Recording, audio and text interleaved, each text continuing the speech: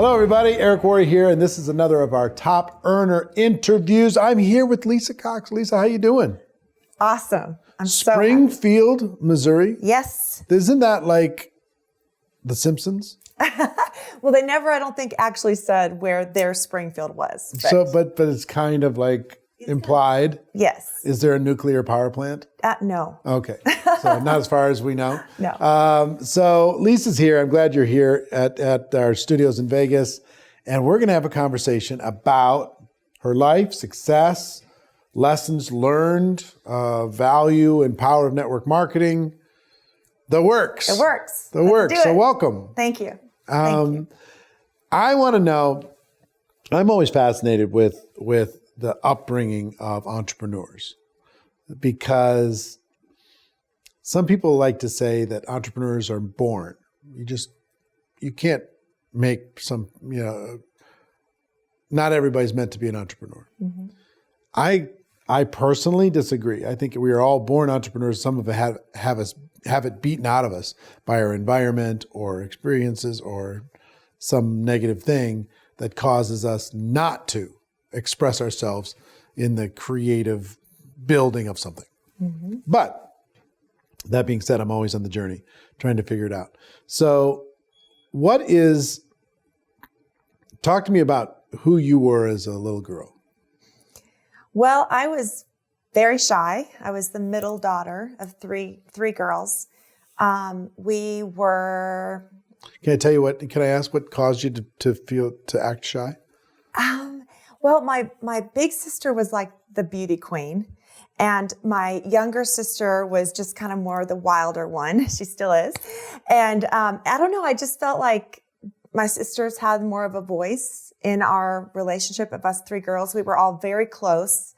Our parents went through quite a bit of changing spouses. So my mom had multiple marriages, and so did my dad. And so we as sisters... Like multiple, how many? Well, my mom's on her fifth marriage. Okay. And my father had 3 wives, and then he's passed. But we still had Are you the product of the same 2? We are. The 3 of you? There's just 3 of us. There's no other kids. But you're the product of the same mom and dad? Yes. Okay. Yes. So 3 sisters. But you had lots of change. Like after you were born, I'm guessing your mom and dad broke up. Lots of change, yes.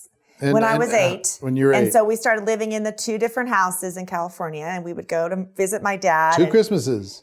To everything. Yeah. To everything. But my dad was an oral surgeon, and he had a very big life. We grew up very fortunate. Definitely, I look back and I can't really believe how lucky I was. My father was a pilot. We had small planes. We did a lot of really fancy things. And I really, honestly, as a child, didn't appreciate it or really fully understand how fancy the life was. We would say, do we have to go to Catalina again on your big boat, Dad? I'm not even joking. Like, we were just frustrated with it as kids because we just want to stay home and play in the neighborhood with our friends. Right. And so I had a very nice opportunity as a young girl to do some fun travel and some great stuff. And I'm really grateful for that. And my parents were really good parents. They loved us endlessly. Even though there were all the divorces and different steps, parents involved, I don't look back on those years as bad years. Okay. At all. But did it change anything? What was the change for you as like in your coping mechanism? Because at 8 years old, you're trying to figure out how to navigate in the world, right? Mm-hmm. Were you a good student in school? I was a medium to good student. I was like a B's? A's and B's. Okay. Maybe 1 C. Yeah, okay. My parents really did not put up with the C's, so that was like struggle classes, math. Yeah, yeah. That would be my C. Right, okay. So, and your dad sounds like an entrepreneur, kind of, or a business builder? Yes. I mean, he was... business owner. I mean, it was oral maxillofacial surgery, and he had a partner, but he was very business minded. He owned many different properties and homes and things. Right. But what he did was he really instilled in my sisters and I that we needed to go out and make our own way. And from a very young age, he did push us to be better all the time. I mean, he would say, before I die, someone here, and he'd look at us three, is going to buy me a Learjet. That was his thing. He's like, I know you women, you girls, are definitely going to go out there and rule the world and do whatever you want to do. I had a lot. That was a nice gift. It was a gift. I had a lot of confidence instilled in me as a young child. Now, when I would go to school, I think part of my shyness, or my mom was kind of that way. We consider ourselves kind of like extroverted introverts. Yeah, I'm the same. We can pull off being together with people and love it and have fun. Small groups may be better for us. Big groups feel a little bit, like it pulls you, makes you exhausted type of thing. Yeah. But we need time to recharge. The way I describe it is it's all energy. I like people, but if it's a new relationship or if it's a new introduction or it's a large crowd, it drains my battery really, really hard. Me too. If it's very familiar, comfortable people, it doesn't drain it very much at all. But if it's drained, then you got to go stare at the wall for a while. Yeah. And recharge. You just got to go just not talk to anybody or whatever just to get your energy back. So people say, you're not an introvert. My wife even says, you're not an introvert. Well, yeah, I mean, for the way I define it, I am. I can situationally turn it on, but I pay a price. Yes. People tell me the same thing. They're like, Lisa, you're not shy. I'm like, well, maybe not shy, but I definitely maybe would prefer some quiet time than being in a crowd type of thing. Were you a popular kid in school? I was medium. I hate to say that all the time, but I wasn't always with the most popular kids. I was friends with everybody. Right. I had a lot of friends, but I was never like one of the most popular girls or the cheerleaders or anything like that. I felt very awkward in school because I was the tallest person in any one of my grades. The tall stuff. Until college. And so that back then. Did you find a tall husband? I did. Yeah? He's 6'7.5". Oh, you must have loved that. When I found him, I just grabbed on him. At 17. I met him at 17. Every tall girl I know just is looking for that tall guy. I couldn't date a man shorter than me because of my own insecurity. Sure. Let's say that. It wasn't that there weren't He'd men. have to be a heck of a guy. Well, he would have to be. His personality would have to make him so tall to me because it would just be hard I want to wear heels, damn it. Yeah, exactly. And I do wear heels even though I'm 6 feet tall, flat-footed. Right. But I also, I don't know, I think in school I was so awkward. I felt so awkward. I grew so fast. I don't know. Your sister's tall too? Mm-hmm. My big sister is same height as I am. And then my little sister's, we call her the shrimp and she's like 5'9". So she's still tall. And do they find tall guys? Both of their husbands are about their equal height. Okay. So all right. not as tall. So you won the husband lottery. I did win the husband lottery. Nice, awesome. nice. All right. So I'm just trying to get a sense of you. I keep hearing, I was kind of average. I was kind of in the middle. I was kind of this. I was just kind of like, kind of trying to not get in the way. Mm-hmm. I was popular enough, but, awkward. And anyway. So did you go to college? I did. I went to Long Beach State University and I went to school for business and communications. Okay. Not knowing what I wanted to do. Yeah. I didn't have a career in mind. Okay. And then what did you do coming out of college? Well, I got married really early at 21 and moved to Missouri from California. And I started working at a health club and I taught aerobics and I managed the desk. And not my favorite job, but I was around people. I really loved the people there. And I didn't know what else to do with myself at the time. And then from there, I got into real estate. I decided to. So you didn't start a family at that time? No. Not yet? No, okay. not well, shortly after that we did, yeah. So I had a baby when I moved over to the real estate world. And what's your husband do? He's a realtor. Okay. But he just became one 3 years ago. He had a business for 29 years of an auto body shop and a car spa. And so he owned that business and it owned him. How did you meet a guy from Missouri when you're in California, girl? From school? One of my stepdads moved us to Kansas City, Missouri, and I went to high school in Kansas City, Missouri, and that's where I met Steve right after I graduated, and I was going back for college in California. Got it. And so he put his hooks in me, and he's like, I want to keep you in Missouri. And I said, no, I went back to school anyway, and we did the long distance dance for a couple of years, and then he moved out there, and then we ended up back in Missouri. So Nice. Okay. So you do the wife thing. It's what I kind of sometimes call the wife thing. yes, Which is, I'm a wife now. Hubby's bringing home the bacon, and I'm going to go do something.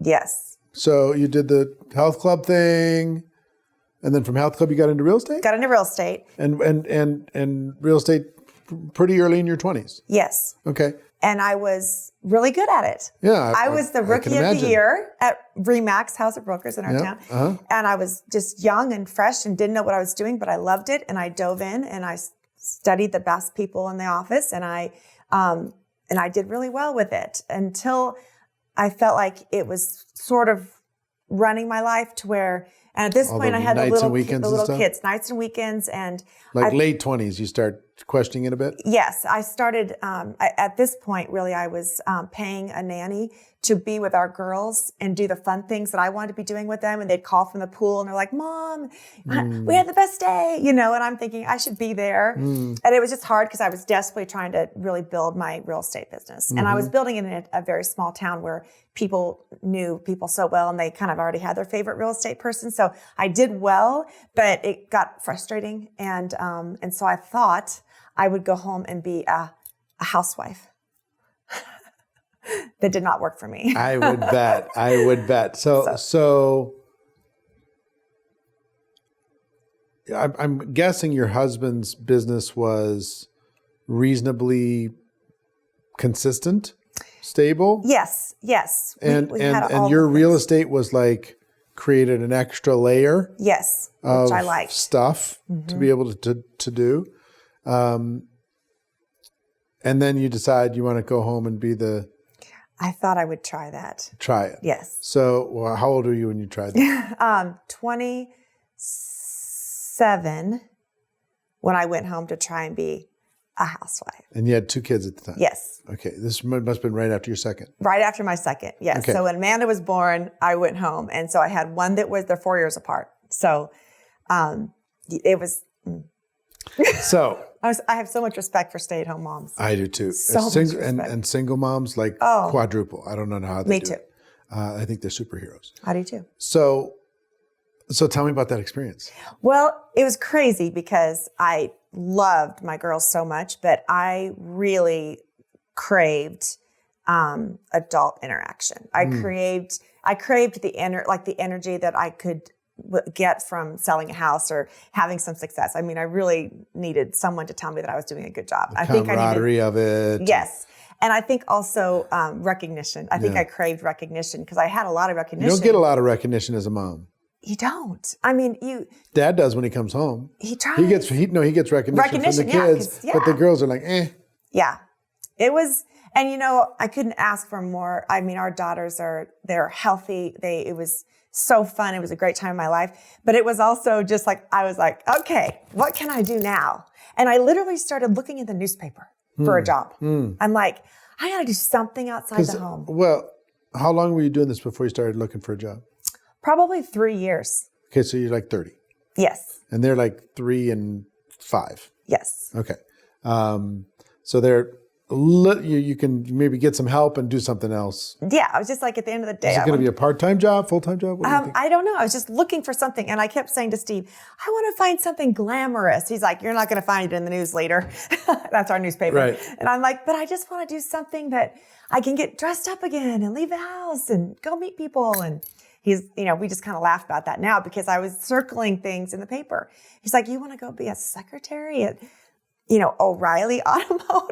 I'm like, no, but that's, it was just kind of one of those times. And it was just a short moment in time because then that's how I fell into this. Really? Yeah. So you get into, tell me the first time you got introduced to network marketing. What was that like? Was it a friend? I'm just going to tell you, it was so embarrassing because I had this terrible cold and this red nose, and a girlfriend of mine that would never normally have a party at her house, a home-based party, called me and said, I'm having a jewelry party. Would you come and support me? Because it's a friend from out of town. I told her I would do it. I don't want to do it, but I'm going to do it. And I'm like, I'll be there. I'm like, I'm her friend. I'm going to support her. I literally went over, which nowadays we wouldn't do this, but I went over and I was like blowing my nose and I had a cold. I shouldn't have left the house. Shouldn't have been around people. And I walked in. I saw all the jewelry. I'm like, this is a glamorous job. I could do this. I would have all this jewelry. This would be so fun. I mean, at that time, we weren't spending a lot of extra money on extra things. We were spending it on the kids. And we didn't have, we had everything we ever needed. Right. But it wasn't like, oh, I can just go buy some jewelry, So I went to this party and I thought, I'm going to spend $100 and support her. And that was a lot of money for me. And so I did that. And I said to the gal that was doing this, I said, gosh, how do you get one of these jobs? Like, are they hiring? I had no idea, clueless going into this whole thing. I feel like and she said, well, it's not really hiring. Like you decide if you want to join us. And she kind of explained to me it. I went home and I told my husband that that's what I wanted to do. Found a thing. I found it. And he said, Lisa, I never say no to you. He goes, we were in the middle of building a new home. We were way over budget. And he goes, can we wait till we finish the house? And this was in May. And he said, can we wait till we finish the house and then we can do something like that? And I said, okay. I was like, oh, because he really never really did say no. And so I said, yeah, that's fine. Didn't have the extra money myself to do it on my own. And so 3 months later, we were in the new house. On your own. That's a strange comment to say. Yeah. Well, because we were sharing his income. Yeah. So I didn't have, I felt like I would, it wasn't that he was like the dominating ever type of guy. Okay. But I just felt like it was respectful. It had to be, respectful. That type of a request was respectful. I wanted to be, yes. I mean, fair enough. Nowadays it's a lot different. Of course. It's a lot different. But saying. Back then, for me, I didn't put anything in the pot. You know what I mean? I wasn't putting in any money. I was taking care of the kids and stuff. I would say you're putting quite a bit in the pot. Right. But, I mean, I would just, my opinion is that's the toughest job in the world. Yes. No, I agree with that. But we were also building.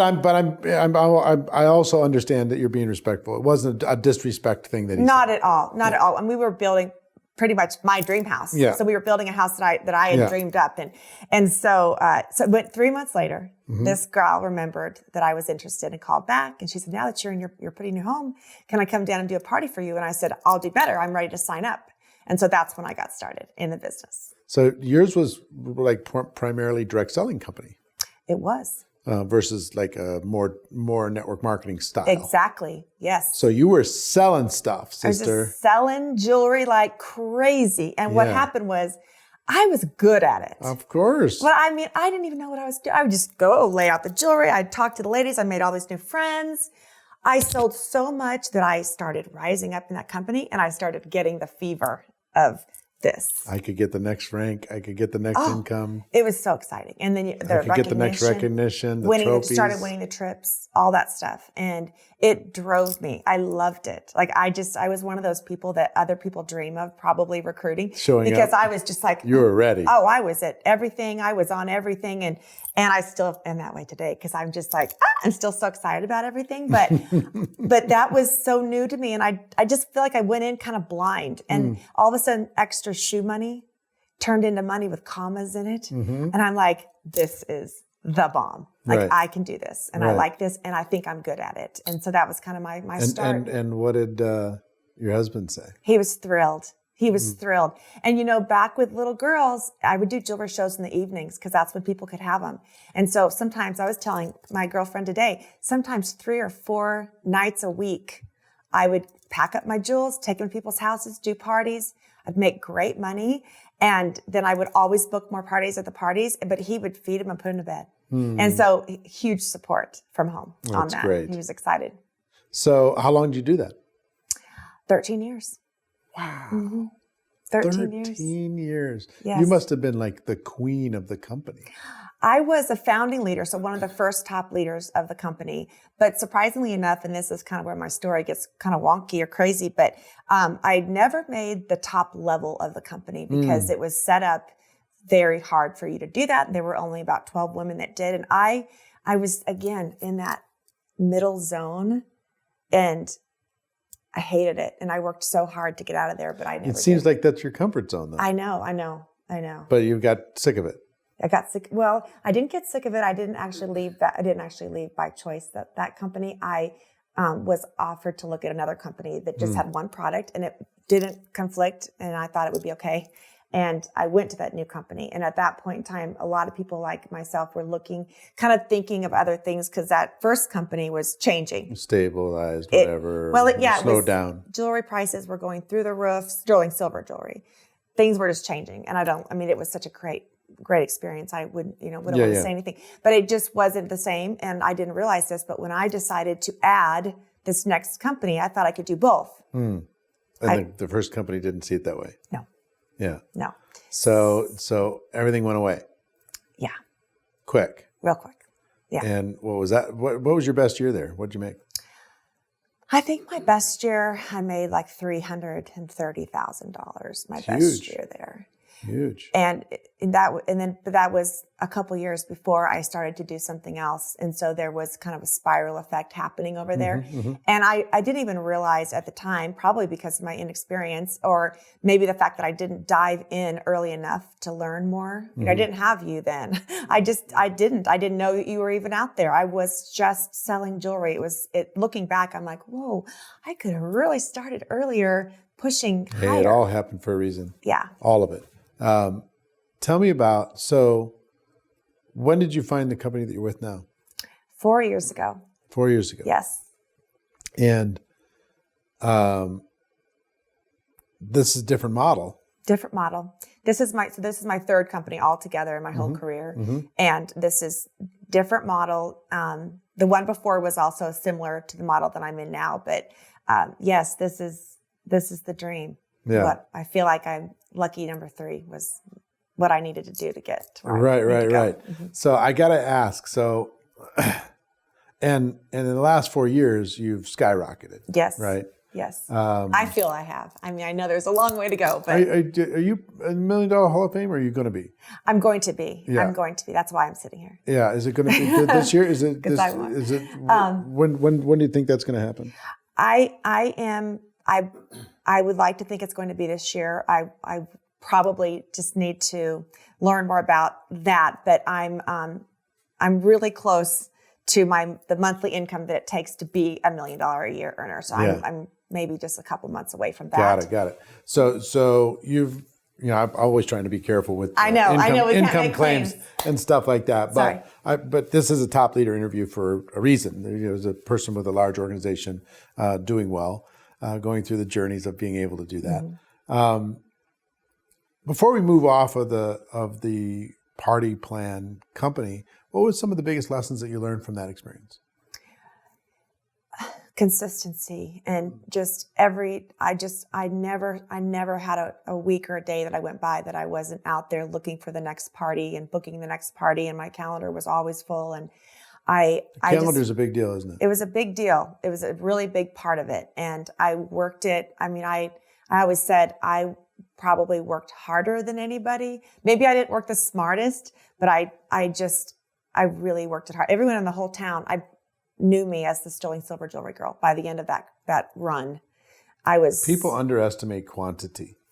They put too much emphasis on quality and not enough on quantity. Quantity is such a big deal. Just putting in the calls, putting in the parties, putting in the meetings. That's true for anything. People think, I made 3 calls today. Well, great, but 30 to be better, 300 to be better than that. That's right. I mean, it's quantity is a big, big deal.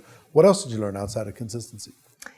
I learned that I was really good at bringing people together. And so with the leaders that I worked with on that team, we became like a band of sisters. It was a sisterhood. And it really became part of what I wanted to be, was someone that could really help other people make money. So when the girls that I was bringing on were making money, that just drove me. Them to say, Lisa, I can't believe, how much money I'm making. That happiness is what I found is another reason why I think I'm still here today, because it really makes me just feel better than even the own money that I earn each month. It's when I see other people that are winning so much. Isn't that cool? Oh, it just can make me cry. Yeah. it's I very love it good. so much. And so many people came out of rough times just by doing some jewelry parties. And I could show them how to do that. And so I felt like I could show them how to not just have a jewelry party, but to kill the jewelry party from start to finish. Yeah, I had just this is what you do and this is how you do it. Let me show you. And I'm going to take you to your first party and I'm going to do it with you. And I'm going to show you once and then you can go do it yourself. And I would even let them use my jewelry if they didn't have money to have their own jewelry. So I would loan out just whatever I could do. And I just liked that. It made me feel good. And it's just the similar things that you're able to do here, right? Yeah. Yeah. So the last 4 years have been a whirlwind. Yes. And now you're having success that's, reserved for a rare group of people. What's the home life like now? I mean, the girls are out. The girls are out. We're empty nesters. Doing their thing. Yes. Home life is awesome. I mean, it's just Your husband's back in real estate? He sold his auto body shop and 3 years ago kind of reinvented himself at 55 years old and decided to do some real estate. He wasn't ready to retire. And he could developing or no, just selling real estate. Yeah. He's kind of like the mayor in Springfield. He knows everybody. He played basketball for their college there, and he grew up there. And so he's got so many people that love him and trust him and know him. And so he's doing that and very busy with that. He supports what I do, but he's not involved in my business. There's different, but a lot of people don't understand. I mean, some people, and you probably went through this too. I'm guessing, if I'm right, you probably tried to recruit him 100 times. And for people listening or watching this, just know that there's different types of couples when it comes to work. Some work separately, and that's the best way for them to function because they go do their work, they come home, they're together. And that's a good way. The other is, and they support each other. And then there's a second kind, which is one, it kind of disapproves of the other one a little bit. And there's friction there, but they function, but they still are separate. And the third kind is one or the other is involved in network marketing, and they're trying to recruit the other one all the time, and the other one doesn't want to do it.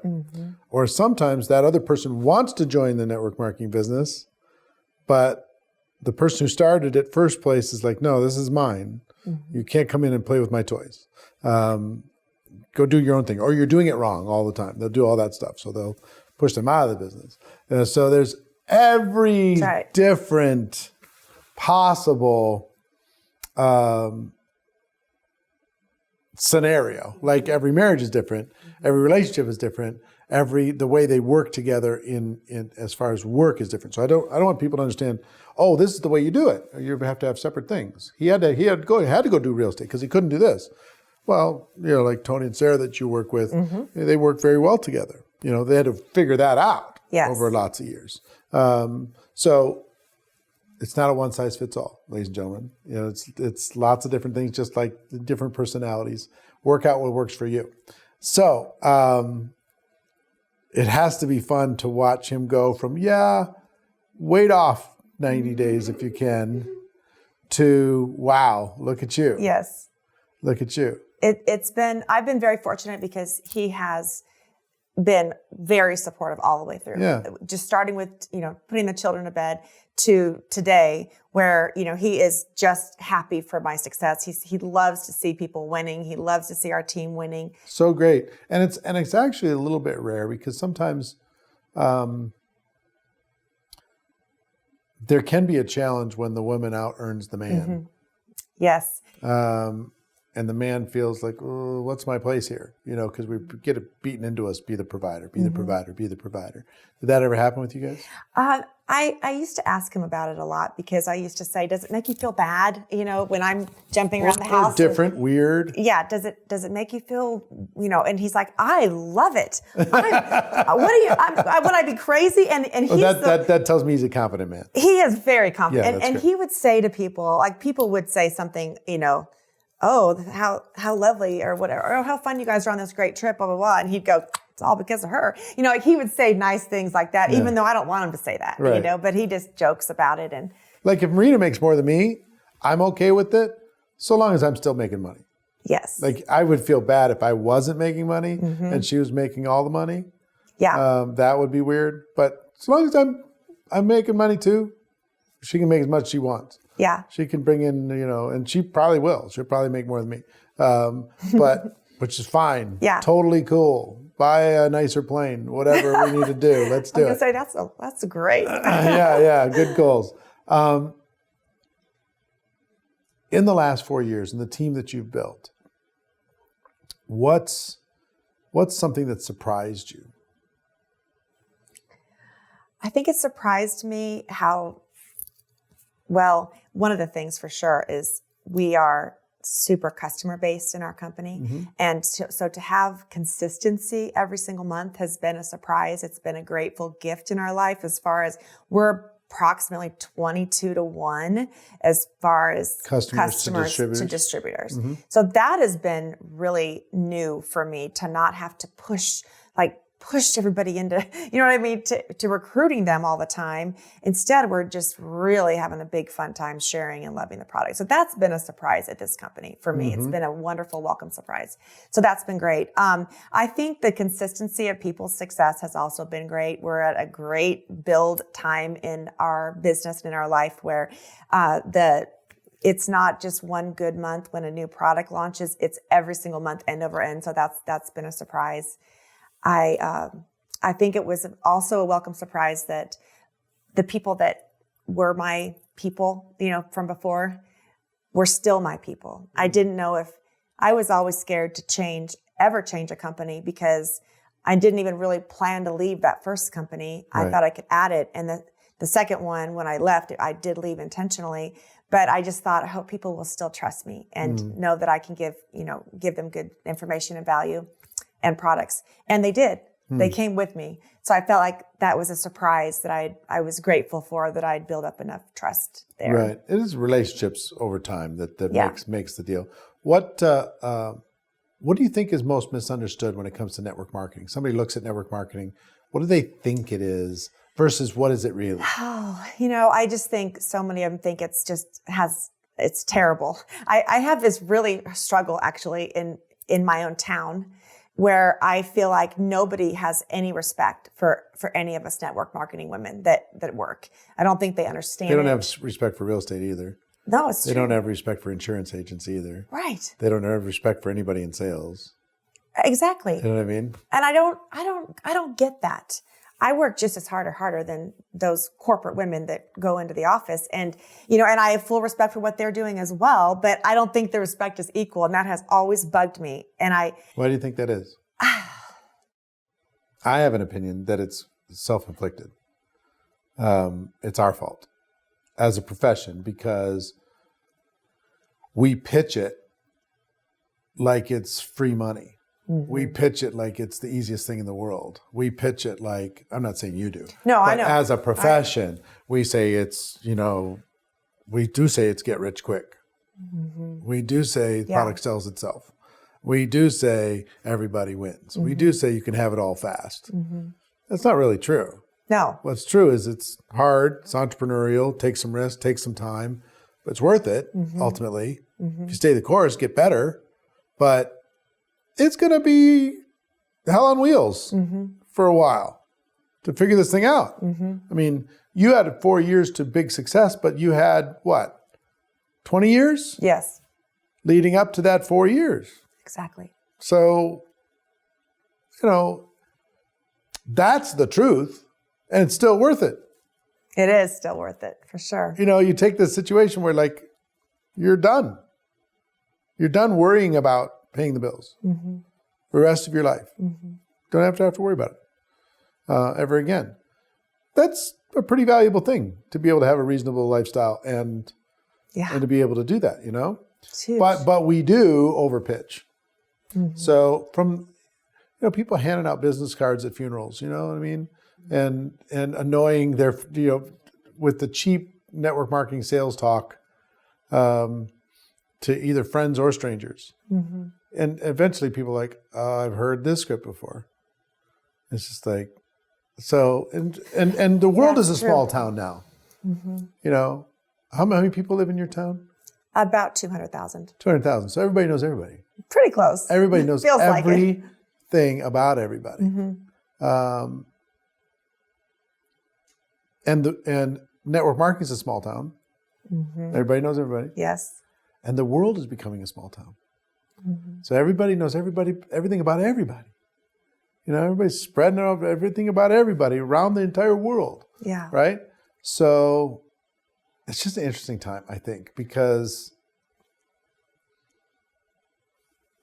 Okay, my question is this for you. Yeah, go. Should we try and change that image in our circles? I've been trying for the last 12 years hard through Network Marketing Pro to just say, you know, look, it's not perfect. It's still better. We have to change the hype. We got to change the way we pitch it because it's not true. You know? I definitely pitch it all different than I used to from what I've learned from you. Of course. And I mean, I've changed, and I know a lot of us have, but not everybody has. But what I'm thinking is, okay, so in my small circle of a town, should I go out there and try and have, like, get groups of people together and teach, you know, the difference? I don't think so. I think it took 50 years to create this reputation. Yeah. It's going to take another 50 years to repair it. So we just need to suck it up and just keep going. No, it started with, you know, God bless them. It started with Amway reps saying, come to my house for a party. And it wasn't really a party. Yeah. And they locked the door and they started drawing circles. And people said, wait a minute, you said this was a picnic. You know, it started there.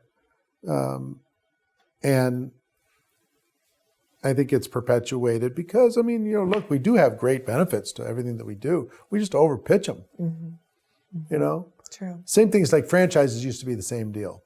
Franchises were viewed, a franchise was viewed the same way network marketing is viewed by people who don't understand it. Because franchisors were saying, buy my franchise and I'll guarantee that you make such and such a money. Buy my franchise, I'll guarantee you get this amount of traffic. I'll guarantee this amount of profit. Then people didn't make it. Then they sued those franchisors for over-claiming. And now you sign a document this thick, you know, 1.5 inches, 2 inches thick, disclaiming everything from the franchisor before you can even buy a McDonald's or a Dairy Queen or whatever, you know, Subway sandwich. So the pros came in, cleaned it up. And that's what we're doing inside network marketing. The pros are coming in and we're cleaning it up. And the crazy thing about what we do is, you know, somebody just joined in the last 5 seconds in network marketing, and they're going to go home and say something they probably shouldn't say, you know, to That's right. to their brother-in-law, you know, that their product cures something. Yes. You know, which you can't say. No. Right? No, you cannot say but that. they just signed up 2 seconds ago. It's like they were giving a license to be a doctor, and we gave them a scalpel. You know, go do it. You know, and they haven't taken one test. So, you know, look, I will say all of this is the benefits outweigh the negatives.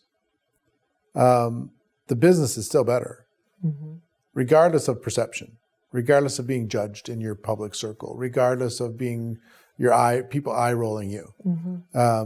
It's still better. I mean, there's no better vehicle for pure entrepreneurship for the average person than this vehicle. I agree. None. And I'll debate anybody anytime in the world on that. Perception issues, still got work to do. Yeah. For sure. So tell me,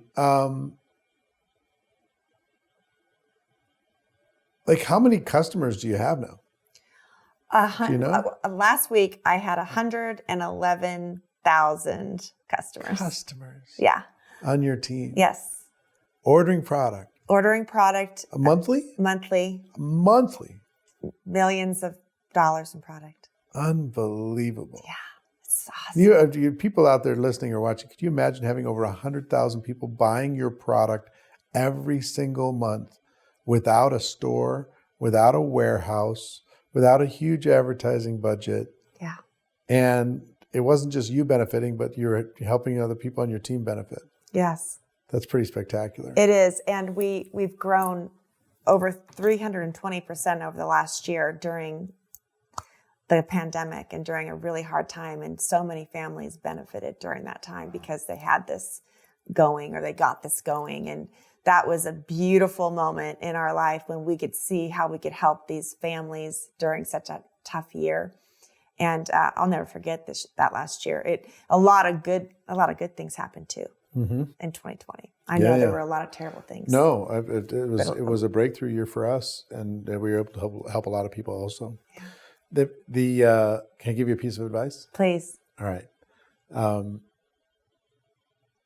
There's a repeating theme in the language of your conversation, which was, fitting in, doing all this other kind of stuff. Kind of average. Mm-hmm. And then you went to extraordinary in jewelry, right? Mm-hmm. Kind of got where it plateaued and the company made some changes, or the world changed. Mm-hmm. And you're going to extraordinary again. You're in extraordinary now.